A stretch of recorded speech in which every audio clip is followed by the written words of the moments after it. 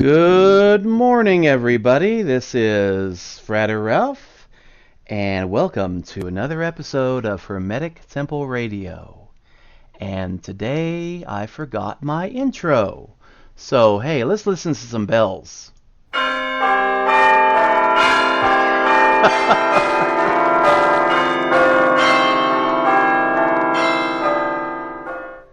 Okay, we had the bells, so now we can proceed. Today the topic is going to be kind of on a Christmas theme. Peace on earth, goodwill towards all. And there's a beautiful Christmas carol, joy to the world, peace on earth, goodwill to men, and goodwill to all is the way it's sometimes rendered, being, more inclusive. And this is a time, this is a season in which, for the most part, or at least to a certain part, we do focus on messages of love, peace on earth, harmony, light. This is the darkest time of the year. Yesterday was the solstice, and gosh, I was sleeping and I woke up and it was 7 o'clock in the morning. I thought it was 3 o'clock in the morning because it was just pitch black outside. And this is just the darkest time of the year, and we're all naturally craving the light. We want spring to return. Some people say they want summer. I would prefer having spring most of the year. But, we want the warmth, we want the light, we want the peace and the harmony. And this is the time of year in which we really hear about it. We see marvelous movies like on the Hallmark Channel about peace and love and family strife being overcome by peace and love and, miscongeniality. I want world peace. And, it's something that we make fun of, but deep down, I think most people crave world peace.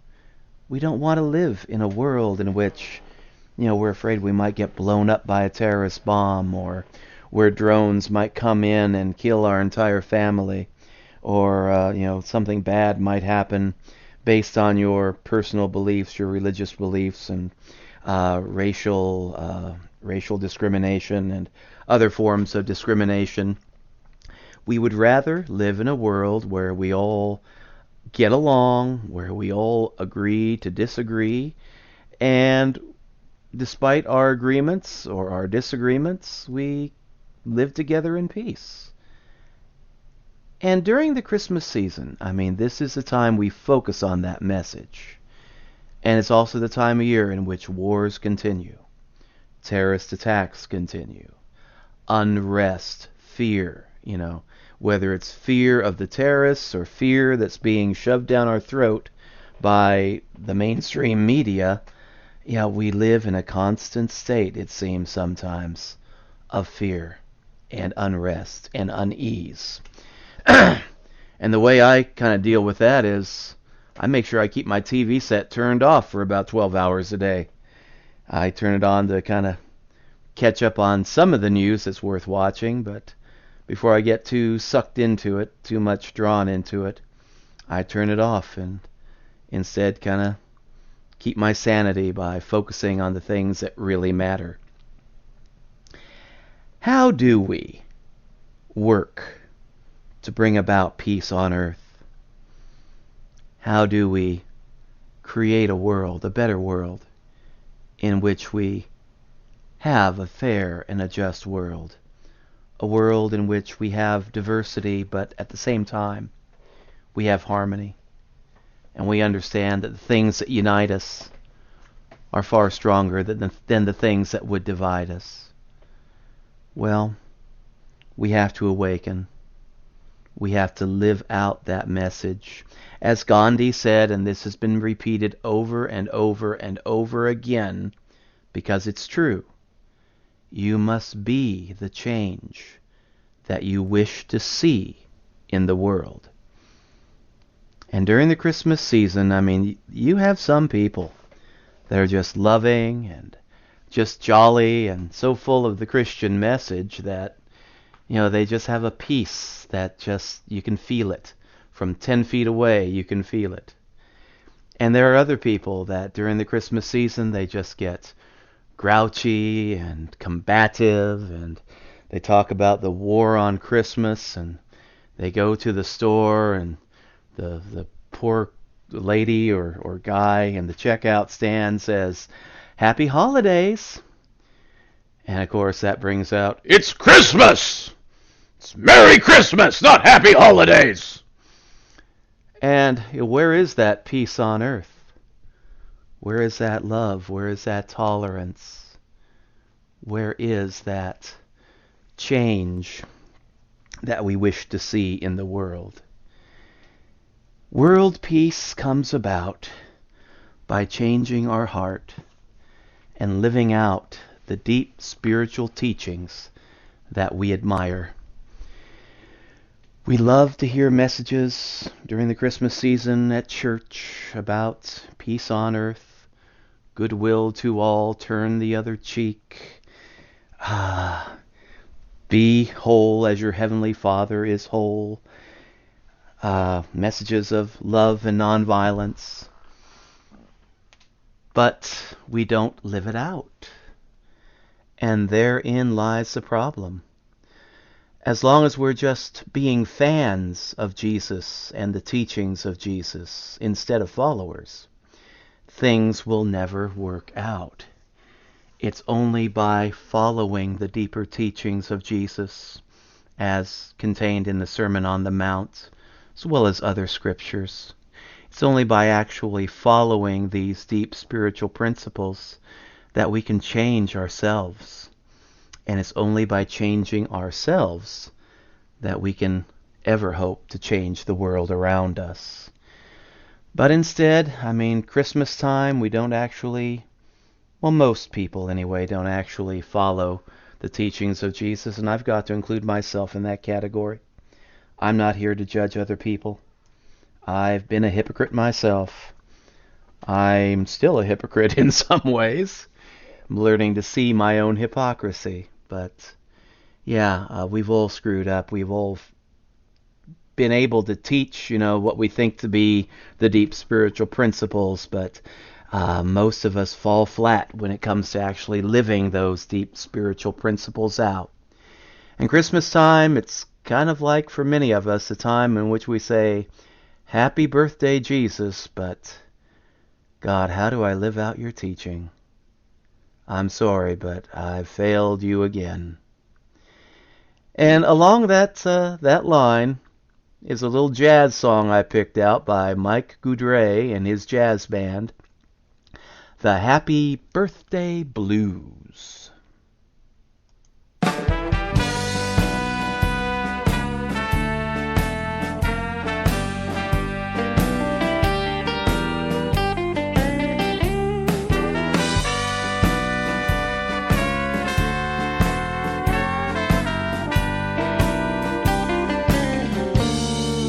I'm just calling to wish you a happy birthday, and you're always on my mind.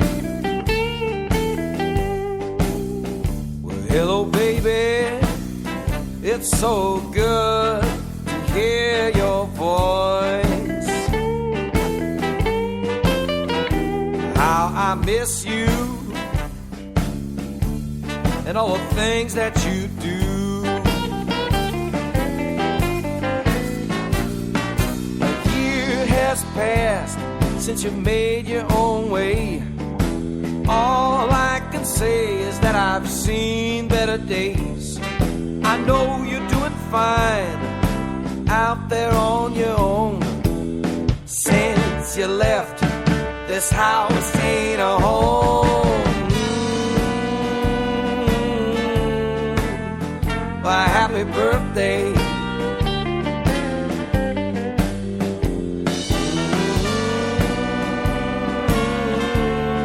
I wish you were here.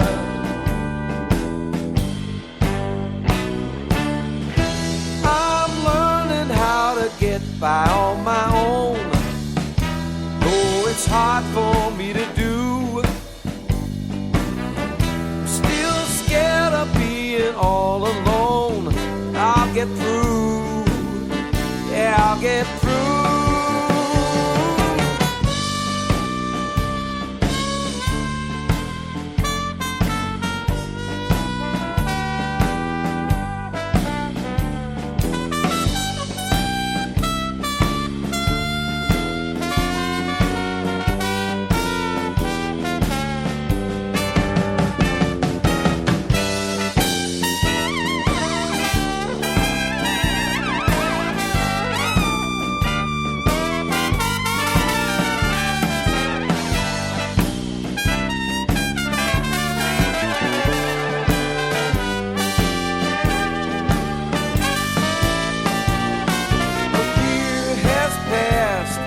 You've made your way. All I can say is that I've seen better days. I know you're doing fine out there on your own. Since you left, this house ain't a home. Well, happy birthday.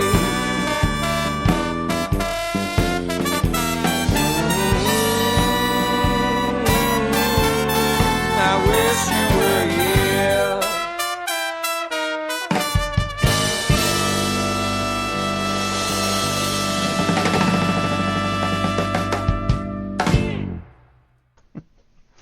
Okay, that was a little bit of blues and jazz, and that is the last piece of blues and jazz that I will play for this broadcast. After this, I will stick to Christmas instrumentals.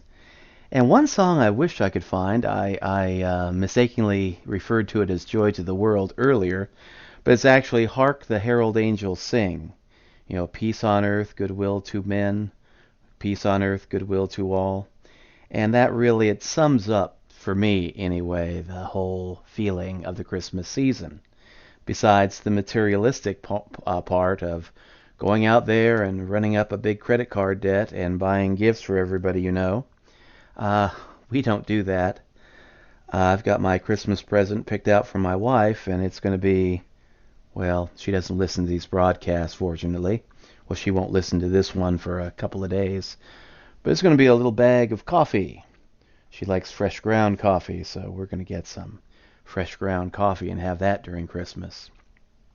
But that's really about it, because I think we've gone overboard. Way, way, way overboard on the materialistic side of the Christmas season. You know, this should be about the Prince of Peace being born into our world. And even more importantly than that, the Prince of Peace being born into our hearts. On newscasts, I don't listen to the news much anymore because the mainstream media, they practice a form of what I'm going to call psychic terrorism. Because if you listen to the news, and I'm talking about like the national news, the international news, you get such a sense of despair. One tragedy after another is occurring all around the earth. And that's all they cover. You know, this terrorist attack here, this terrorist attack there, you know, this disaster over here. And boy, right in your own backyard, there's something going on too. And it's just bad news after bad news after bad news. All the bad news that is fit to shove down your throat, that's what they give us. And it never really occurred to me until just quite recently. I was listening to somebody talking about this form of mental conditioning or brainwashing, in which, you know, we are fed just bad news after bad news after bad news, and you're not left with anything. No sense of hope, just a complete sense of anger and despair and hopelessness. And we're being given the bad news, but no solutions. And this commentator said that in and of itself is a form of terrorism. It's not a form of terrorism where you're blowing up buildings, but it's a form of terrorism where you are polluting people's minds and consciousness with only the bad news and forgetting to give them something positive. It's like if you have a child and you're trying to feed them right, and every day, every meal, it's just chocolate cake and candy and goodies and, I mean, all that stuff that they kind of crave, but nothing healthy for their bodies, nothing healthy for their minds, just, sugar and chocolate and candy. I used to think, I would love to see a meal like that, but no, that's not healthy. And of course, we all know that. But when we're feeding our minds junk food via the mainstream media, and for some reason, we crave bad news. There's a reason why the mainstream media only gives us the bad news. There's an old saying, if it bleeds, it sells. If it bleeds, put it on page 1 of the freaking newspaper. And so that's why they feed us this, partially because, it is a form of mind control. If you keep a population scared, if you keep them frightened out of their wits, out of fear they become stupid, and out of this fear and stupidity they become an easier flock of sheep to govern. And we accept it because, like a child with candy, for some strange reason, the way we're wired as human beings, we crave that. And we'll sit and watch the same bad news being repeated over and over and over again, telling ourselves, I'm just keeping up with current events. I need to know what's going on. But the news that we're being fed in the mainstream media is very skewed. It's only the bad news. They eliminate, they look over, they fail to cover the good news, the positive news.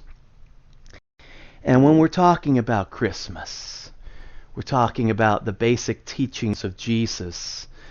The basic teachings of Jesus back in the early days of the first century of the Common Era was referred to as the gospel. The good news of the kingdom of heaven. The good news. Not fire and brimstone, that if you don't follow me, you're going to hell. Yeah, there's a little bit of that in the Gospels. But for the most part, the early church focused on the good news. And part of that good news was how to change your life, how to change your heart. They had a process, a happening called metanoia in the early church. And it's a Greek word. If you want to seem more intelligent than you really are, throw out a few Greek words when you're talking to people. And they'll either be impressed or they'll think you're being facetious, whatever that means. But metanoia, and it means a deep inner conversion, a complete change of heart, a complete change of thinking, that when a person encounters the living Jesus within, that Christ presence within, that they are changed. They allow the Spirit of the divine to enter their hearts, clean out all the dust and the, shall we say, CRAP that accumulates in our human hearts over a lifetime of bad news. And the Spirit comes in and cleans house. And the person who encounters the living Christ presence in that way is forever changed. And they called this metanoia, a complete change of heart, a complete change of mind. And over the past few centuries, over the past 2 millennia, we have lost track of that need for deep personal transformation, for inner change. The Hermetic people call it transmutation of the human being, the base lead of the human being into the divine gold of the divine. And in the early church they called that Something similar, metanoia. And today when people convert or decide to join the church or convert to Christianity, we'll have like Sunday school lessons and, classes where they'll learn the basics of our church. Mostly, we focus on our church, our doctrines, our dogmas, as if it's the same stuff that Jesus taught 2,000 years ago. But we'll neglect the more important things that Jesus taught 2,000 years ago. Things like cultivating love in your heart, not judging unless you yourself want to be judged, the teaching of doing unto others as you would want others to do unto you, the ethical teachings of Jesus, turn the other cheek, never respond out of anger, but always try to respond out of love, out of goodness. Do not punish people blindly for being wicked, but be like your heavenly Father, who sends his rain, his good blessings, upon the just and the unjust alike, and to overcome evil with good. Not peace through superior firepower like we are conditioned to believe in our current era, but peace through superior love and wisdom. And I'm not talking about love in the touchy-feely, warm and fuzzy sort of way.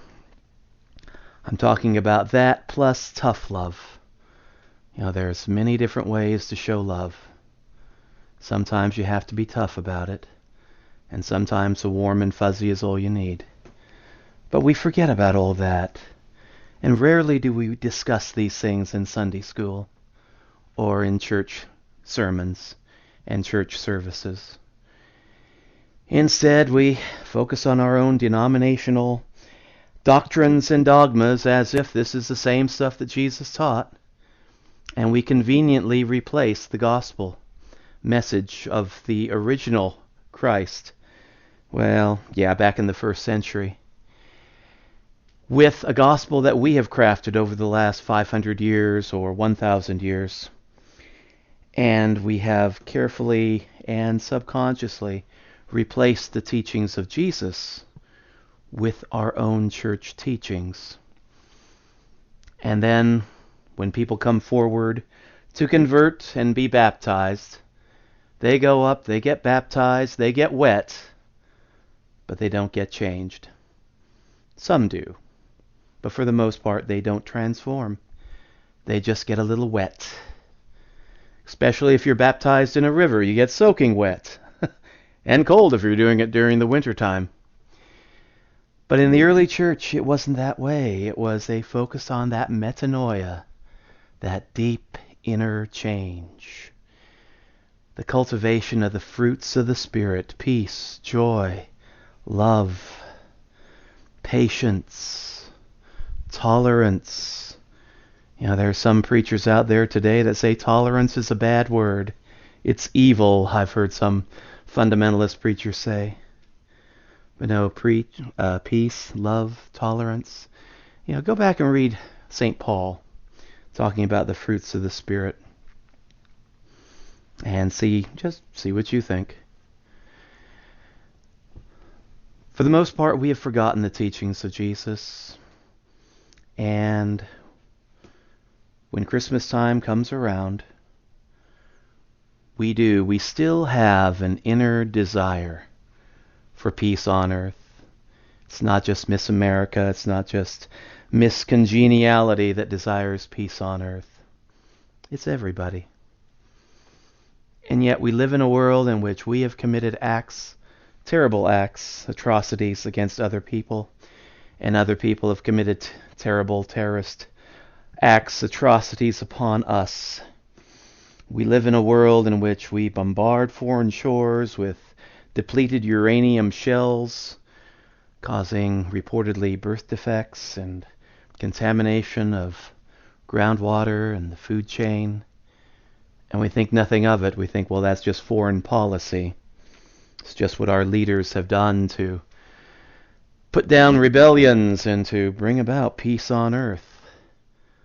But when I was teaching adult Sunday school about 20 years ago, had a very wise woman who said, "Wars are not fought for peace on earth. Wars are fought to get a piece of earth." And she was bold enough to say it. And half the people agreed with her. I'd say almost all the people agreed with her. But did that change the way they voted? Did that change their choice of leaders that they decided to put in Congress and in public office? No, I'm afraid not. No, we could say that openly, for a few days in December during the Christmas season and have our eyes wide open in church on Sunday. But then the rest of the season, the rest of the week, it's right back to business as usual. Kill or be killed. And I'm not putting down self-defense. I tend to be a qualified pacifist, but I'm not a pacifist that says you can't defend yourself. I'm going to share this. Let you know what kind of a pacifist I am. I am a pacifist that believes in peace and love and brotherhood and sisterhood. All that nice, touchy-feely stuff. I'm a pacifist that hates guns. But I have 2 guns and 100 rounds of ammunition. Also have a few swords and several machetes. I'm not trying to start a revolution, but I'm just saying. Peace, love, harmony, brotherhood, sisterhood. Yeah, they're great.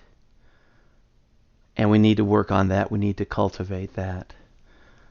But you also have a right, and I would say a moral duty and responsibility to defend yourself, not blindly, but when the situation calls for it. To defend yourself and your family and even your country. But do it with your eyes wide open. Don't be led astray by fear. Don't be brainwashed by spiritual, psychic terrorism that's being fed to us through the mass media. Do it with wisdom and do it with love. Never respond out of fear or anger. And that takes work. I mean, a lot of people out there listening are probably saying, "You're out of your gourd. This is impossible. This is crazy talk." But other religious traditions have focused on this. And I won't get into a long litany of who they are, but this is something that is common to many religious traditions. It's something that we have just not been taught for the last 100 years or so within our Western culture. Instead of focusing on ethics and ethical use of force and nonviolence and active nonviolence, we're taught just the opposite. And people just have not been presented the full truth, not as of yet. And it's only by opening your eyes to the fuller truth that we can begin to see, the error of our ways and the need for personal, deep change, to cultivate that metanoia, that cleansing of the heart, in which we can accept peace within, and then once we accept peace within, we are able to reflect that peace into the outer world around us. And hopefully guns won't be necessary.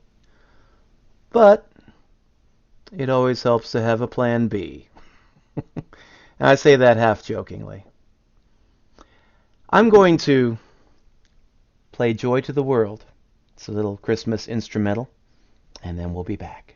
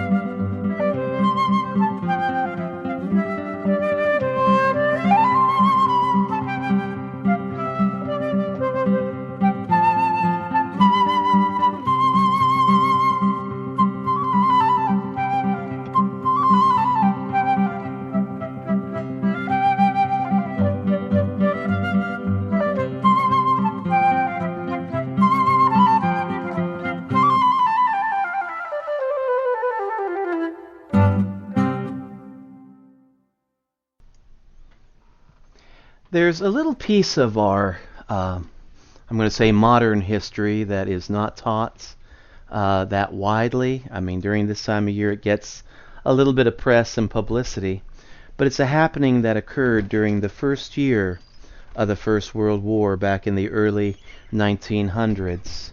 And it was an event called the Christmas Truce. And what the Christmas Truce was is that it was a unofficial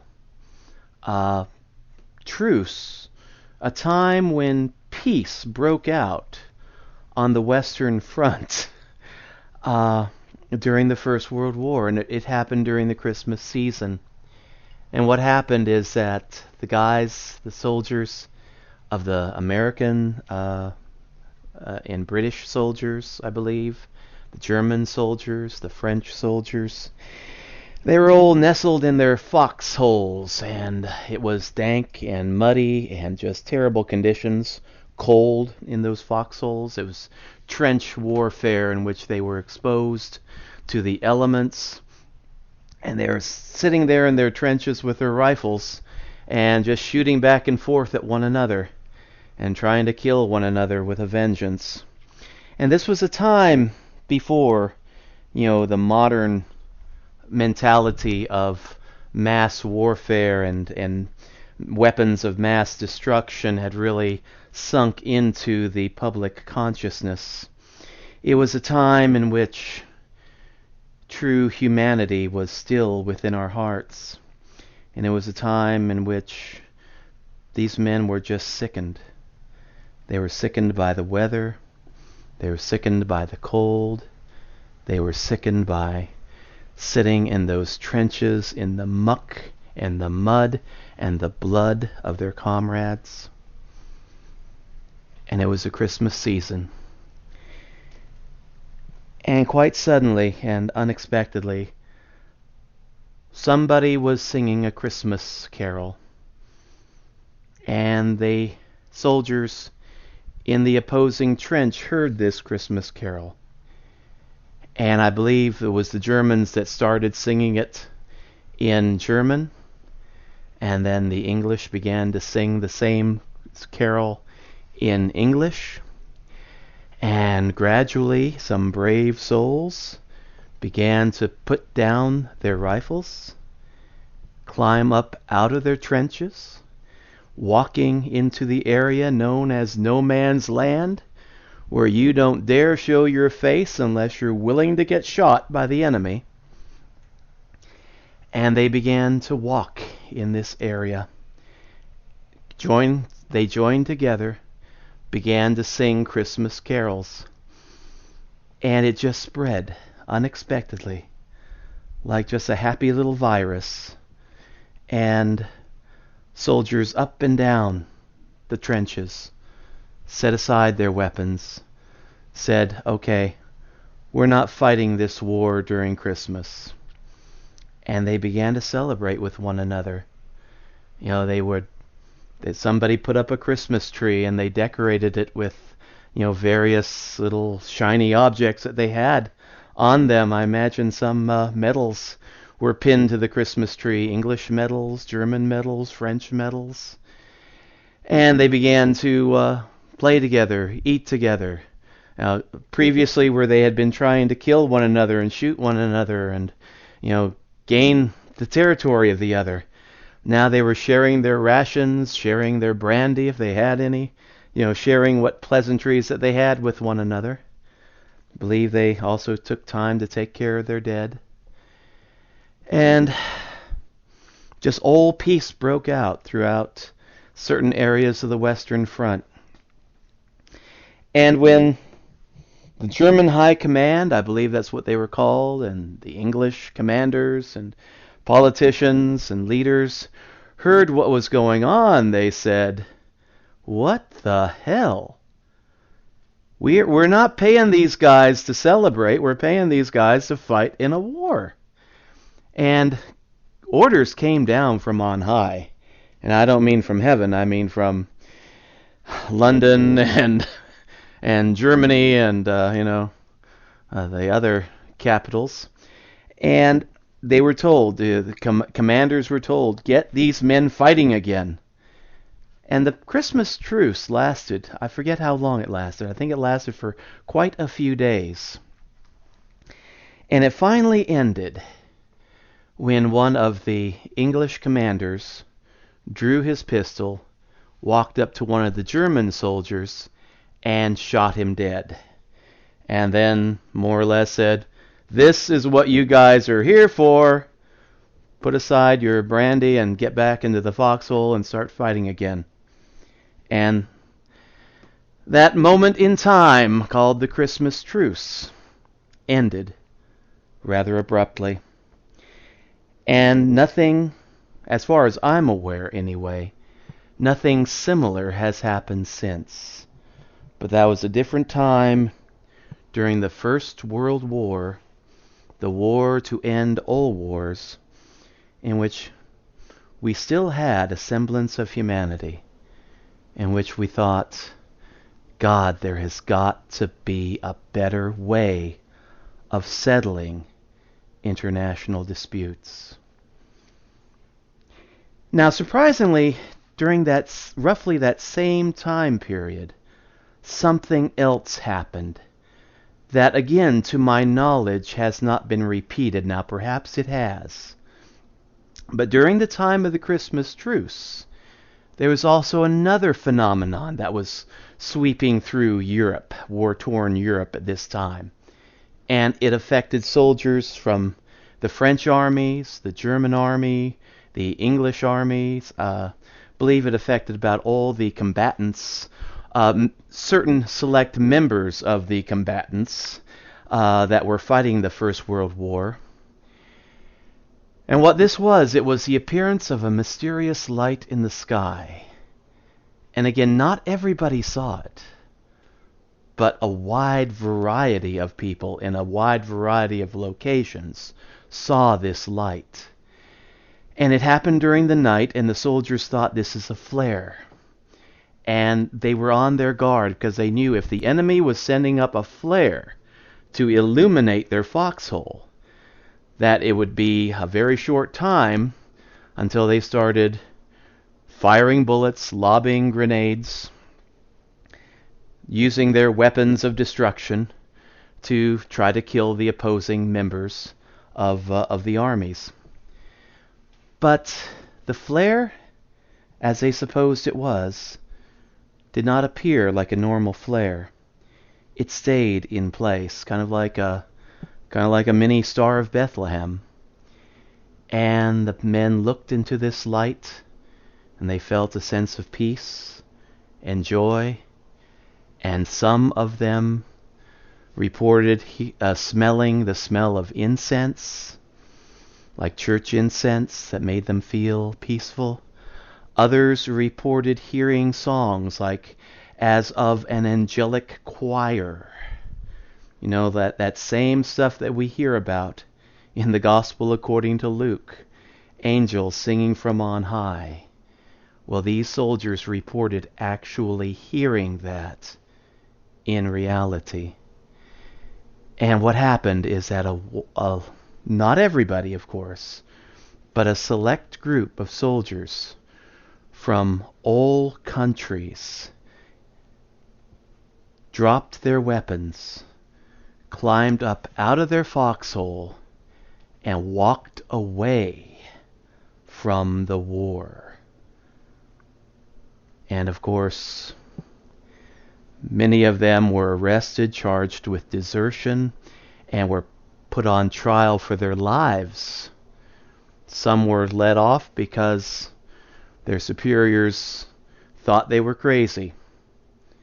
I imagine a few were executed for desertion, and some were let off because their commanders knew that this was a phenomenon that was widespread. It wasn't just one soldier dropping his gun and walking away from the war.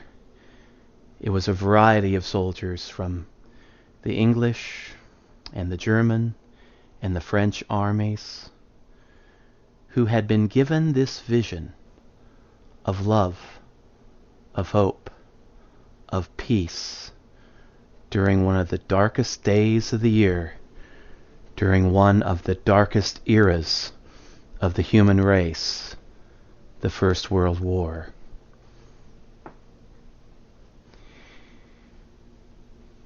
We have this message that's being presented to us in different ways, different times, but it's always the same or similar message. And that message is one of love. It's a message that says, yes, you have the right to defend yourself, but you also need to love one another as I have loved you. And what happens within our human psyche is that when we are fed a steady diet of fear, of terror, of atrocity, that fear confuses us. It deludes the mind. It deludes the heart. And instead of love, we respond out of hatred, out of anger. We respond blindly out of that same fear. And things that we privately wouldn't do to another person, things that we wouldn't do to our next door neighbor, suddenly we're convinced this is the thing we have to do on a grand scale, all across a certain area, to wipe out people of a certain race, certain religion, certain nationality. And we're brainwashed into believing they are animals simply because they are different from us. And when we're responding out of a consciousness of fear and hatred and confusion, all manner of atrocity is possible. And that's what we need to focus on, is feeding our consciousness, informing our consciousness, awakening. Awakening not blindly saying that, yeah, I'm going to love everybody and just hug everybody and just love everybody even if they're trying to kill me, but a wide awake form of love that says, yes, you are my brother, even though you're of a different nation, even though you are of a different religion or no religion at all, or you are my sister even despite our differences.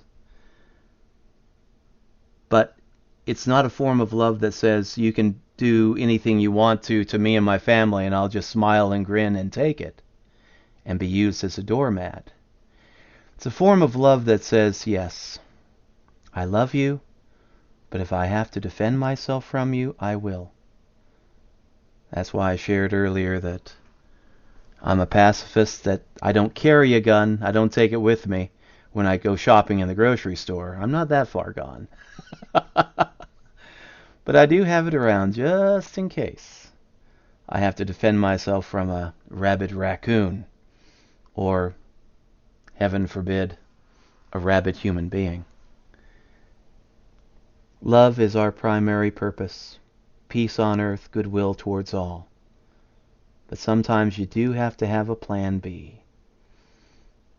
You have to love everybody, but don't be blind.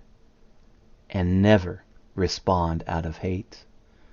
Never respond out of anger if you can help it. Because anger, hatred, they all cloud the mind, and we are capable of doing so much harm unintentionally when we are in that state of mental confusion. Going to play another song here, God Rest Ye Merry Gentlemen, and then we'll be back.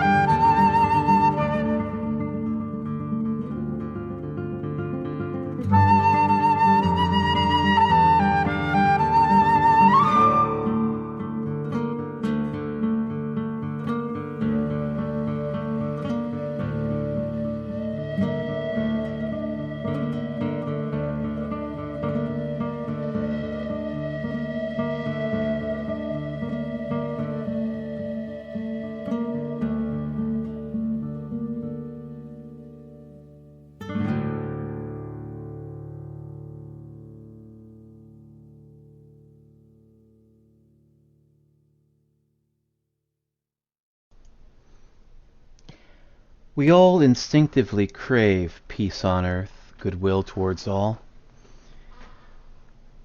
And when we are living in dark times of perpetual warfare, of war without end, amen, when the whole human race seems to have lost its freaking mind, we still have that voice within that says, I want world peace.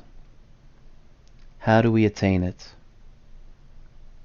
In the examples I gave earlier from the First World War, some soldiers were just so filled with this message of peace and goodwill and harmony that they blindly dropped their weapons, climbed up out of their foxhole, and either took a brief vacation from the war or tried walking away from the war entirely.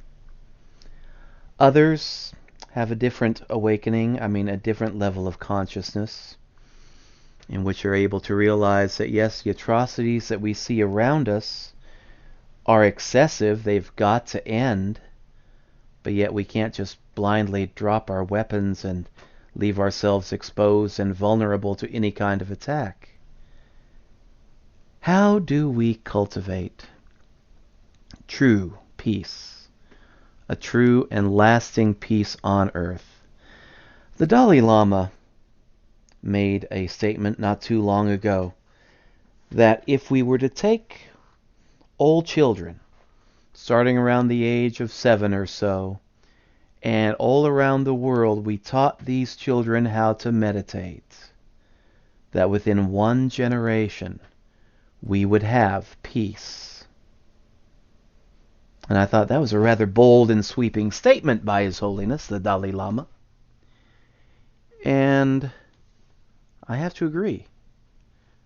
If we want world peace, we have to start by cultivating peace within ourselves and then sharing that peace with those around us, and kind of like, the Christmas truce spreading like some sort of benevolent virus. This attitude of peace and harmony can be spread from one person to another. But, like the old saying goes, you cannot give what you do not have. And that's where the words of the Dalai Lama, just speak a boatload of wisdom. We have to work on cultivating that peace within our hearts. And one very important tool that we can use is meditation. Many of us are filled with fear, filled with anger, filled with just a combination of all sorts of emotions. And especially, if we're watching a steady diet of television.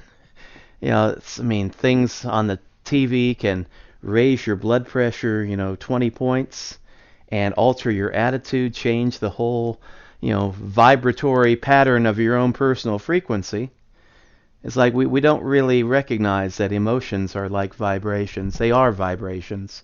If you want to change your mental state, your emotional state, focus on changing your inner vibration. Love is a vibratory pattern that's pretty high on the scale, and fear is a vibratory pattern that is so low it's like you're frozen. And in meditation, we learn to become sensitive in that silence to our inner emotional state, to the divine source as we understand the divine source. Some may choose to call it God, some choose to call it source, some choose to call it goddess. There are probably 100,000 different names for this divine mind. And we have to feel free to encounter this for ourselves. Not to be force-fed with the spiritual views and doctrinal teachings of others, but to actually encounter this divine source and understand it in a way that makes sense to us. and not try to define the divine source, but just to commune with the divine source. Some will call it the mind of God. Some will call it nature's mind. It doesn't matter if you're religious or irreligious or an atheist. Inner transformation is possible just by hanging out with this force, if you will, and focus on the positive aspects of this force. And when we take this quiet time on a daily basis and encounter this power greater than ourselves, and allow this power to cleanse us, to transform us, to grant us a certain level of wisdom and a certain level of peace, then we can allow ourselves to be cleansed. We can allow ourselves to grow spiritually, to grow personally, and to become more loving, more peaceful people, and to have our eyes opened to be able to know what politicians are telling us the truth and which politicians are controlling us, manipulating us by any means necessary, and essentially just lying through their teeth. We learn to become more critical. We change from being blind Democrats or blind Republicans or blind independents. We learn to see that there are good people in all political parties and no political parties. There are good people in all religions and no religions. There are good people everywhere. We have to focus on that goodness and cultivate that goodness and make sure that we try to empower the good people and not arm the thugs, not arm the liars, not give power to greedy leaders who would lead us along the path of destruction. And it's not something that happens overnight, this awakening, this awareness. And it's not something that happens once and then for all time your eyes are wide open, you know. It's like physical sleep. Somebody can be awakened during the middle of the night and sit up in bed and become wide awake. And then if they so desire, they can be lulled right back to sleep. Spiritual awakening is similar to that. Sometimes we're awakened gradually, and we slowly come out of our sleep. And we're not sure at certain points whether we're awake or whether we're still asleep. Am I awake thinking that I have had a dream, or am I dreaming thinking that I'm awake? Sounds kind of ridiculous, but there is a thing, that in-between state between waking and sleeping, in which, you may be a little confused. Am I still sleeping? Am I awakening? Sort of a twilight state. And in spiritual awakening, there is that state. Some people are sound asleep, just going through life like little robots, and others are just beginning to awaken. But they're not exactly sure where they stand. They're kind of like in a twilight state where, they can see things a little more clearly, but yet they still respond like little robots. Just going through their programming, just doing their master's bidding, and by that I mean their earthly masters. And then there are those who are wide awake, and those who are wide awake stand a better chance of staying awake, but even they can be lulled back to sleep. And then there are those who are wide awake and eternally awake, and they've seen the big picture, they know the big picture, and they live the big picture.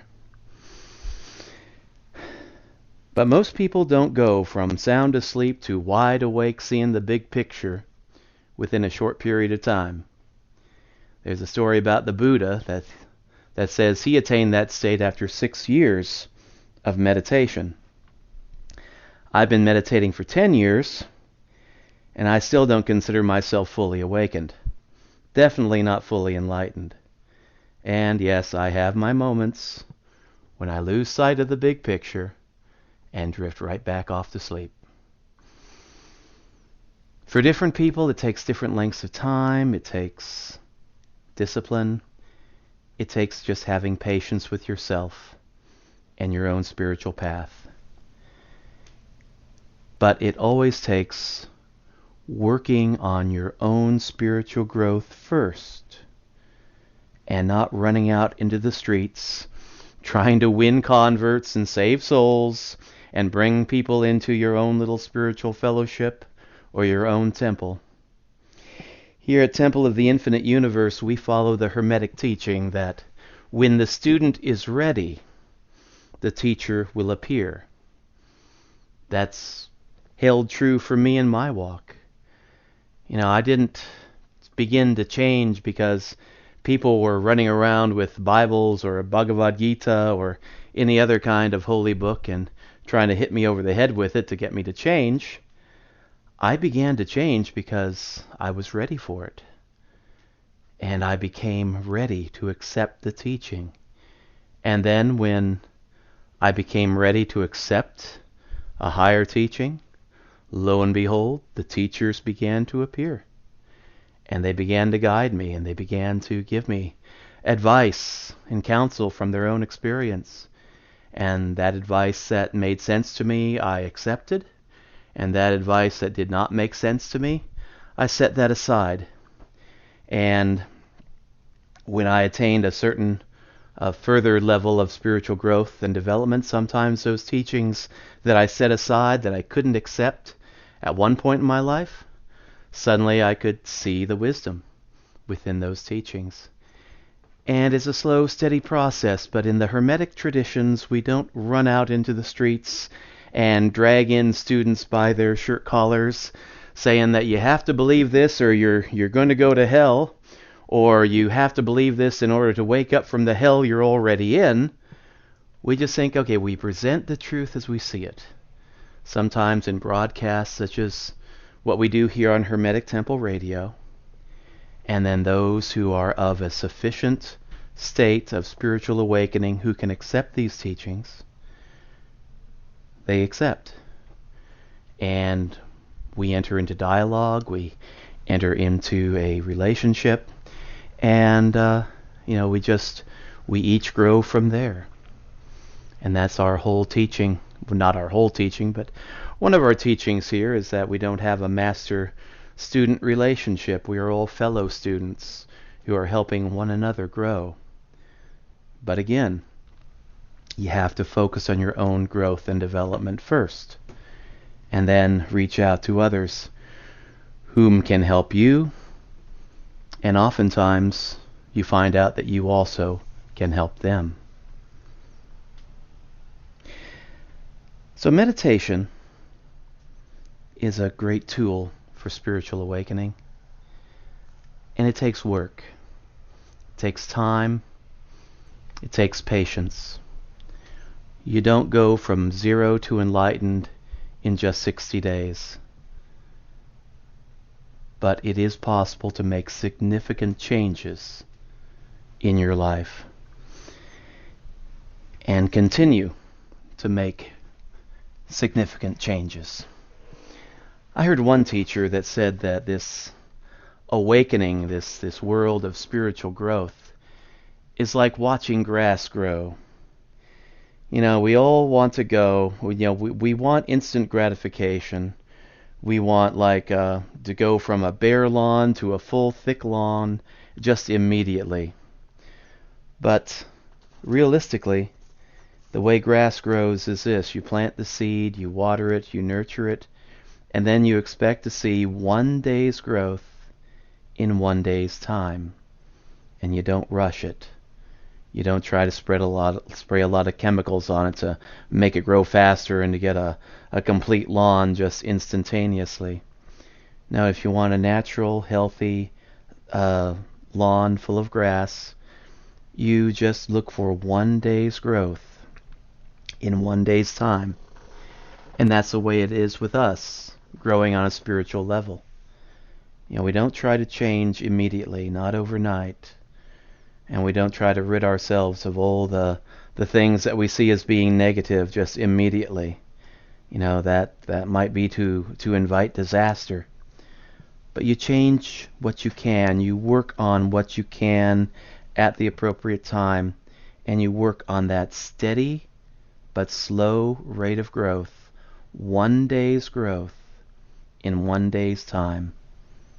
And then at the end of a year, or 5 years, or 10 years, you can look back on your life and see the change and think, my God, what became of the old me? Who killed me and who am I now? Who killed the old me and who am I now? But working on spiritual growth and meditation is just one tool that we can use to achieve this. We can slowly realize peace within our heart, open our eyes to wisdom rather than misinformation, and become better people. And then once we have become better people, we can help other people to become better people too. But it's a process. And in order to see that process begin, you have to become courageous enough to take the first step and just open yourself up to a power greater than yourself and have the humility to become a student. Peace on earth, goodwill towards all. It's a great catchphrase if you want to sell Coca-Cola or sell products at Walmart or Macy's.